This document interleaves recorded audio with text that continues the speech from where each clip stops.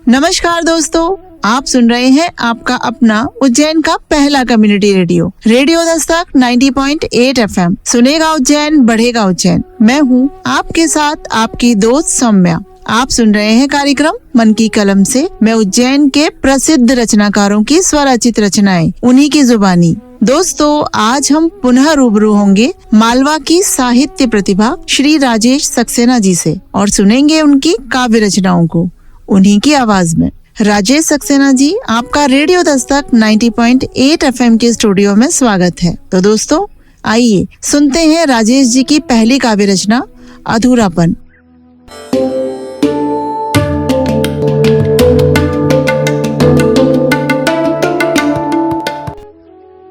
नमस्कार, मैं राजेश सक्सेना आज रेडियो दस्तक पर अपनी कुछ कविताओं के साथ प्रस्तुत हूँ। पहली कविता का पाठ करता हूँ।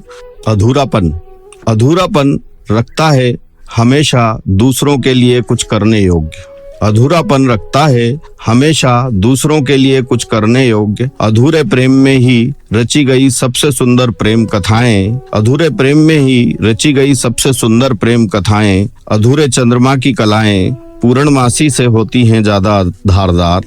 अधूरे चंद्रमा की कलाएं पूर्णमासी से होती ज्यादा धारदार। दरअसल पूर्णता कुछ भी नहीं, कहीं भी नहीं होती, बचा ही रहता है सदैव कुछ न कुछ शेष। अधूरी कविताओं में ढूंढोगे तुम गुम शब्दों की शेष आवृत्तियां। अधूरी कविताओं में ढूंढोगे तुम गुम शब्दों की शेष आवृत्तियां। अधूरेपन में छुपा है दुनिया का सबसे कलात्मक सृजन। धन्यवाद।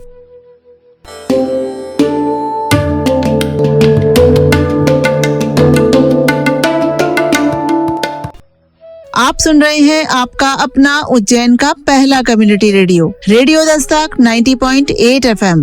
सुनेगा उज्जैन, बढ़ेगा उज्जैन। मैं हूँ आपके साथ आपकी दोस्त सौम्या। आप सुन रहे हैं कार्यक्रम मन की कलम से। मैं उज्जैन के प्रसिद्ध रचनाकारों की स्वरचित रचनाएं, उन्हीं की जुबानी। बहुत ही सुंदर रचना। राजेश जी, आपकी ये रचना अधूरापन एक एहसास के साथ जोड़ती है। एहसास ऐसा जो खुद में पूरा नहीं है, लेकिन किसी अधूरे को पूरा करने की क्षमता रखता है, क्योंकि कुछ आधा किसी आधे से मिलकर ही पूरा होता है, अथवा तो संसार में पूर्ण कुछ भी नहीं है। बहुत ही सुंदर आपकी रचना, जो रेडियो दस्तक के श्रोताओं को अवश्य ही पसंद आई होगी। तो आइए दोस्तों, सुनते हैं राजेश जी की अगली काव्य रचना। धरती का ताप बादलों का विरह गीत गाता है।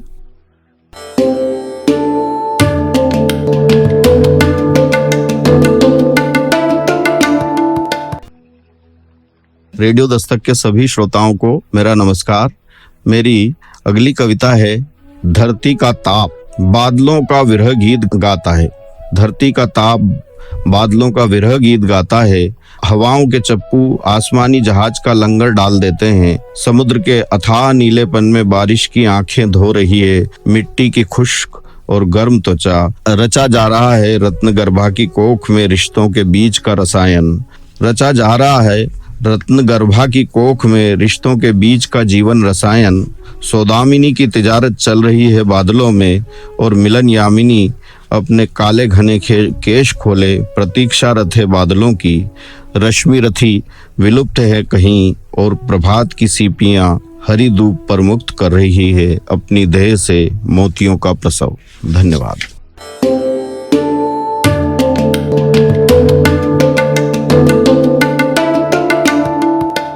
आप सुन रहे हैं आपका अपना उज्जैन का पहला कम्युनिटी रेडियो दस्तक 90.8 FM। सुनेगा उज्जैन, बढ़ेगा उज्जैन। मैं हूँ आपके साथ आपकी दोस्त सौम्या। आप सुन रहे हैं कार्यक्रम मन की कलम से। मैं उज्जैन के प्रसिद्ध रचनाकारों की स्वरचित रचनाएं, उन्हीं की जुबानी। दोस्तों, प्रकृति की प्रत्येक घटना मानो हमसे कुछ कहना चाहती है, चाहे वो सूरज का निकलना हो, धरती पर ताप का बढ़ना हो या फिर बादलों का छुप जाना। ऐसे में ये कल्पना कितनी स्वाभाविक लगती है ना, कि धरती का ताप बादलों का विरह गीत गा रहा है। ऐसी कई सुंदर कल्पनाओं को इस एक ही कविता में खूबसूरती के साथ पिरोया राजेश जी ने। तो आइए दोस्तों, आप सुनते हैं राजेश जी की अगली काव्य रचना अनुपस्थिति।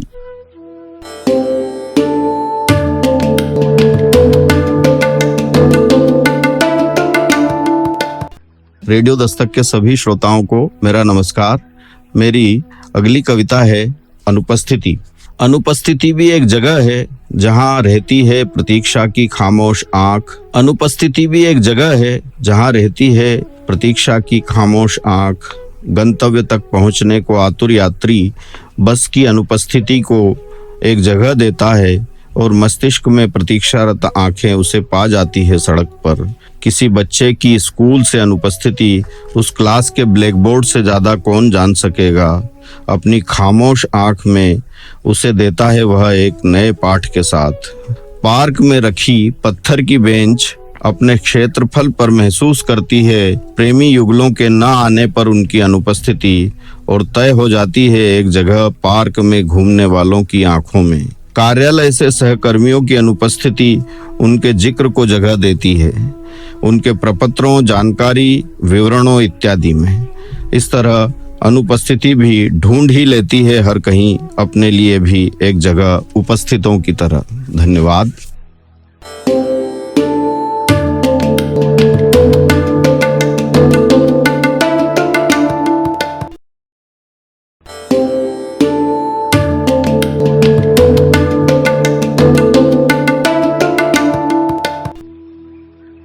आप सुन रहे हैं आपका अपना उज्जैन का पहला community radio, radio Dastak 90.8 FM। सुनेगा उज्जैन, बढ़ेगा उज्जैन। मैं हूं आपके साथ आपकी दोस्त सौम्या। आप सुन रहे हैं कार्यक्रम मन की कलम से मैं उज्जैन के प्रसिद्ध रचनाकारों की स्वरचित रचनाएं, उन्हीं की जुबानी। वाह, बहुत ही सुंदर रचना। दोस्तों, वाकई अनुपस्थिति भी एक वाक्य को जगह देती है। मैं बिल्कुल सहमत हूँ आपकी बात से। कई बार अनुपस्थिति के फायदे भी होते हैं और कई बार अनुपस्थिति के नुकसान भी होते हैं, उसमें कोई दो राय नहीं है। कहीं पर भी हमारी उपस्थिति हमें कुछ न कुछ ज्ञान प्रदान करती ही है। एक छोटा सा उदाहरण वाक्य है जो मुझे लगता है कि इस काव्य रचना के बाद श्रोताओं से साझा किया जाए तो इस काव्य रचना का प्रभाव स्पष्ट रूप से परिलक्षित होगा अनुपस्थिति पर। दोस्तों, एक बार यात्रियों से भरी बस अपने बीच सफर में किसी खाई में गिर जाती है। कुछ कारणवश आप भी उससे ही यात्रा का हिस्सा थे, किंतु कुछ काम आने की वजह से आपकी अनुपस्थिति वहाँ पर दर्ज हो गई, जो आपको एक नया जीवन प्रदान कर गई।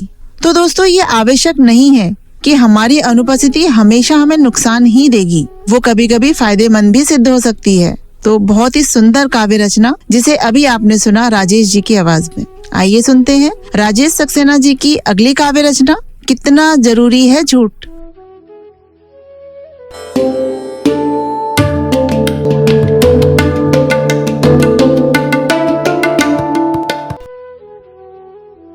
रेडियो दस्तक के सभी श्रोताओं को मेरा नमस्कार।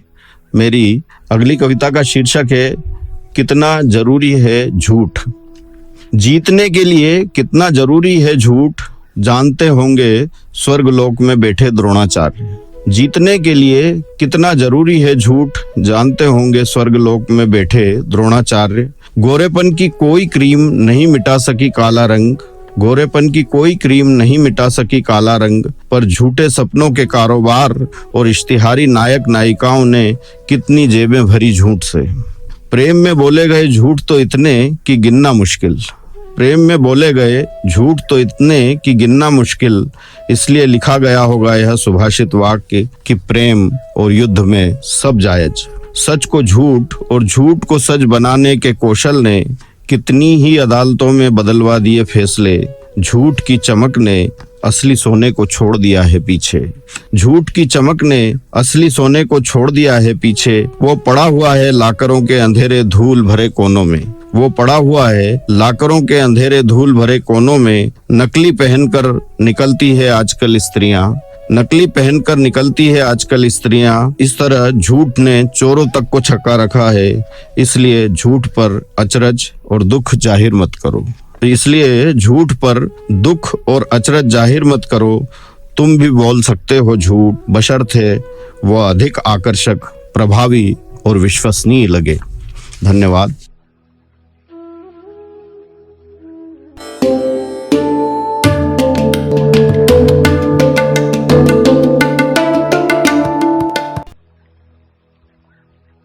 आप सुन रहे हैं आपका अपना उज्जैन का पहला community radio, radio Dastak 90.8 FM। सुनेगा उज्जैन, बढ़ेगा उज्जैन। मैं हूँ आपके साथ आपकी दोस्त सौम्या।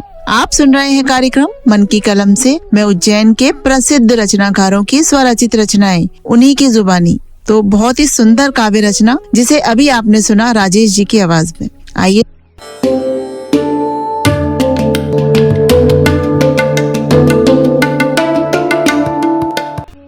रेडियो दस्तक के सभी श्रोताओं को मेरा नमस्कार। मेरी अगली कविता का शीर्षक है लेना है विदा एक दिन। पत्तियां विदा लेती हैं जब वृक्ष से, तब वह महसूस करता है अपनी शिराओं से जड़ों तक उनका जाना। पत्तियां विदा लेती हैं जब वृक्ष से, तब वह महसूस करता है अपनी शिराओं से लेकर जड़ों तक उनका जाना। टहनियों पर उनकी अनुपस्थिति वृक्ष की उदास आंखों का मासूम प्रतिबिंब है। टहनियों पर उनकी अनुपस्थिति वृक्ष की उदास आंखों का मासूम प्रतिबिंब है। पत्तियों से रीता वृक्ष गहरी चुप्पी के साथ अपनी आर्द्रता को समेटे एक शिल्प की तरह खड़ा रह जाता है। पत्तियों से रीता वृक्ष गहरी चुप्पी के साथ अपनी आर्द्रता को समेटे एक शिल्प की तरह खड़ा रह जाता है, निशांत, बिल्कुल अकेला, जैसे बेटियों के पिता विदा करते खड़े रह जाते हैं डबडबाई आंखों में अपना दर्द लिए चुपचाप। जैसे बेटियों को विदा करते खड़े रह जाते हैं पिता डबडबाई आंखों में अपना दर्द लिए चुपचाप। वृक्ष और पिता एक ही तरह से पालते हैं अपनी आत्मजाओं को। वृक्ष और पिता एक ही तरह से पालते हैं अपनी आत्मजाओं को, यह जानते हुए कि पत्तियों और बेटियों को लेना है विदा एक दिन उनके पास से। यह जानते हुए कि पत्तियों और बेटियों को लेनी है विदा एक दिन उनके पास से। धन्यवाद।